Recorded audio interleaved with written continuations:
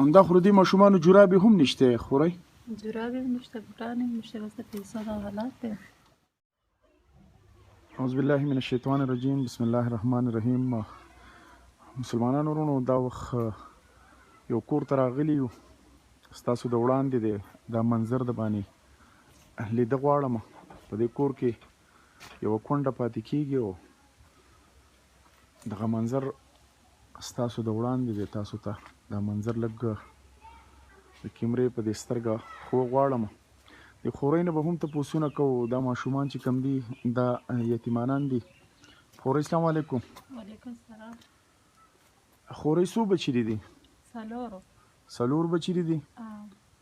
او دا ماشومان دي که نور څوک پکې غټ شته دی نه؟ یوه ماشومه د دې نه غټه ده؟ ښه ښه. نو ګزاره هم څنګه کېږي خورۍ؟ بس ټیم تېرېږي نو یو بل له دغه لاس امداد کوي، ناست یو وخت یې تېرېږي. وخت دې تېرېږي. نو د دوی د خوراک څښاک تاسو څه کوئ؟ دا د ګل په شان ماشومان دي، دوی ته یخني ده، په دې یخنۍ کې څه کوئ د دوی؟ دغه ګاونډیان کلي والا د خلک لاس امداد کوي.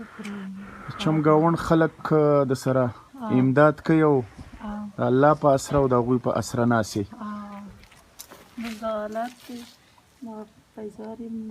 خورۍ د ماشومانو بوټان نشته؟ بوټان یې نشته، نه مې دله راغوستي. بوټان دې ولې نه دي اغوستي؟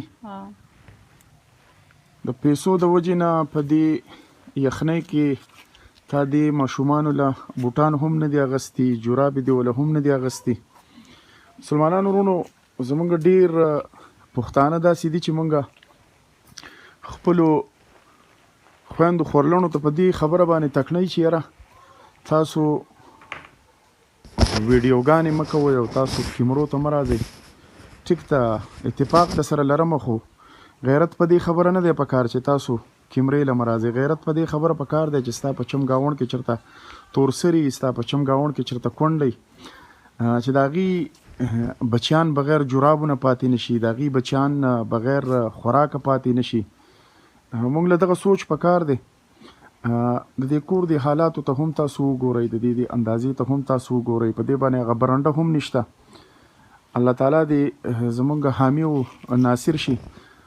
دغه زمونږ خویندې ناستې دي ستاسو د وړاندې دي، وایي په خبرو نه پوهېږم او نه زیاتې خبرې کولی شم، خو دغه وایم او تاسو د کیمرې په دې سترګو باندې وګورئ چې د دې ماشومانو چې کوم دی بوټان نشته.